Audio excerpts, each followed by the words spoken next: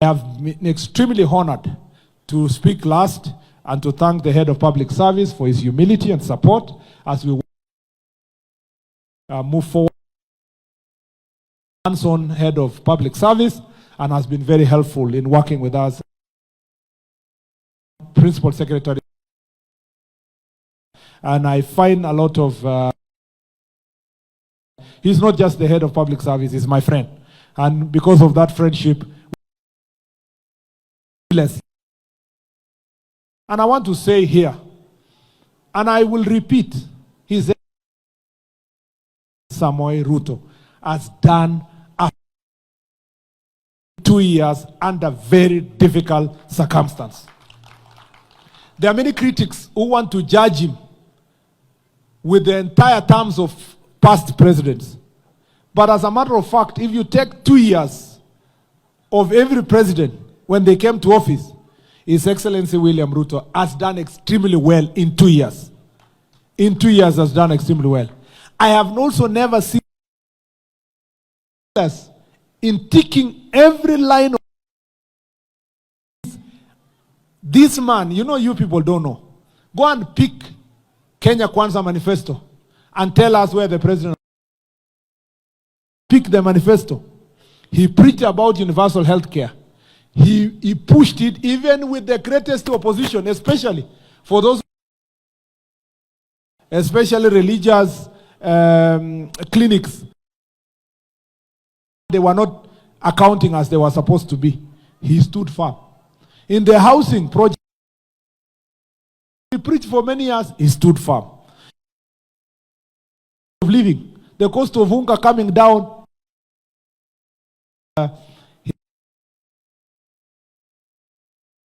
see, it was the first thing he fulfilled his promise. With the issues of education, especially funding for our universities, he took the bold step. He's fulfilling his promise. I want those critics who are criticizing us of his manifesto to go to the manifesto itself and criticize on the manifesto.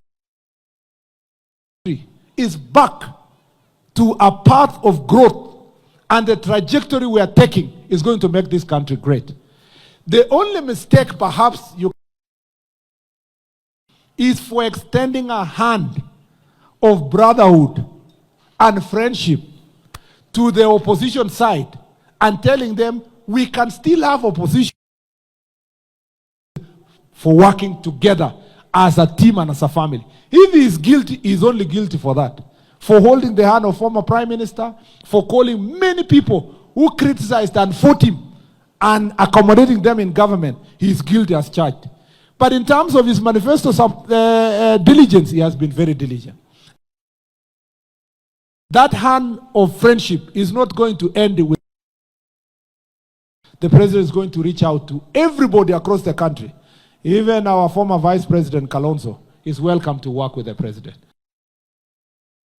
President, the fourth, Uhuru Kenyatta, came to a function with the president and spoke very well against the tribalism and unity of the country. The same message we are talking about here about tribalism. You know, yesterday when I talked in Kericho and I said, let us not cloud the successes of our president. Is about my mind. The challenge we have faced in the last 2 years are people who go around the country counting shares and telling other Kenyans you are not here. People are wearing tribal lenses when they are trying to judge the success of this government. And we are very firm about that because we know them.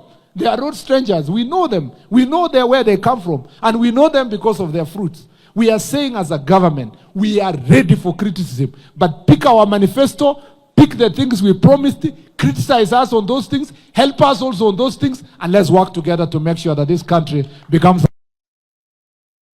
what is going to take this country forward. I have no doubt, even if I remain the only prophet in town, I have no doubt that this country is an ever the leadership of President William Samoei Ruto. And it's not a leadership that is able to mobilize parliament, mobilize everybody, the legislature, to make sure that we work together. I know that we have spoken for too long.